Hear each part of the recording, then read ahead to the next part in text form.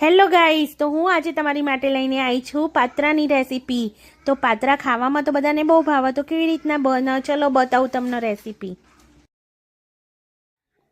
તો ગાઈસ, અહીંયા બેટર બનાવવા માટે આપણે એક તપેલી લઈ લીધી, એમાં લઈ લીધો ચણાનો લોટ। હવે આપણે એમાં બેઝિક મસાલા કરી લઈશું। તો એમાં આપણે નાખી દીધો અજમો, મીઠું અને લસણ, આદુ મરચાંની પેસ્ટ। તમારે લસણ નાખવું હોય નાખી શકો, અદરવાઇઝ સ્કીપ કરી શકો। તો મરચું, લાલ મરચું, હળદર, હિંગ, પછી ઉપરથી નાખી દીધું ધાણા જીરું, પછી થોડાક આંબલીનો પલ્પ, તો 3 ચમચી આંબલીનો પલ્પ નાખ્યો હતો અને થોડાક એવા તલ નાખ્યા હતા।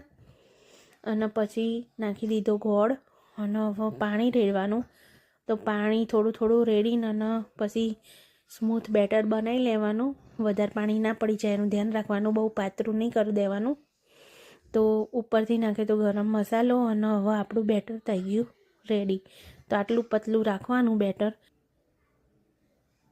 હવે આપણે લાવ્યા હતા અળવીના પત્તા, તો અળવીના પત્તાને ધોઈ લીધા અને હવે પછી એને કોરા કરી લઈશું। અને કોરા કરીને પછી એની જે આ ઉપરની મોટી નસ દેખાય એને આપણે ચપ્પાની મદદથી કટિંગ કરી લઈશું। તો આ રીતના કટિંગ કરીને અને પછી ઊંધું પટ્ટું રાખીને અને પછી એના ઉપર લગાવી દઈશું બેસન, જે આપણે ગોળ રેડી કરીને મૂકે તો એ। તો આવી રીતના એક પછી એક પત્તા ઊંધા સીધા મૂકીને અને 6 જેવા પત્તા મૂકી દીધા હતા આપણે। અને આવી રીતના એક મસ્ત બેટર લગાવીને મસ્ત એવો રોલ બનાવી દીધો હતો। તો જો આપણે 2 રોલ બનાવ્યા હતા આવી રીતના। તો રોલ બની જાય એટલે પછી એના આપણે મૂકી દેવાનું ચડવા માટે। તો એક કઢાઈ મૂકીને અને પછી એની અંદર આ રીતના મૂકી દીધા હતા 2 રોલ અને પછી આપણે 20 મિનિટ ચડવા દીધા। 20 મિનિટ ચડી ગયા એટલે પછી કટિંગ કરી લીધા ઠંડા થઈ ગયા એટલે।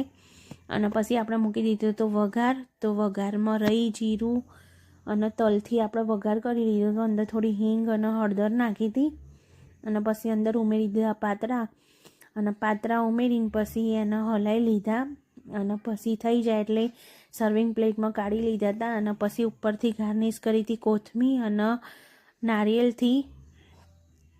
અને પછી આ જેટલા દેખવામાં યમ્મી દેખાતા હતા એટલા ખાવામાં પણ એટલા જ યમ્મી હતા।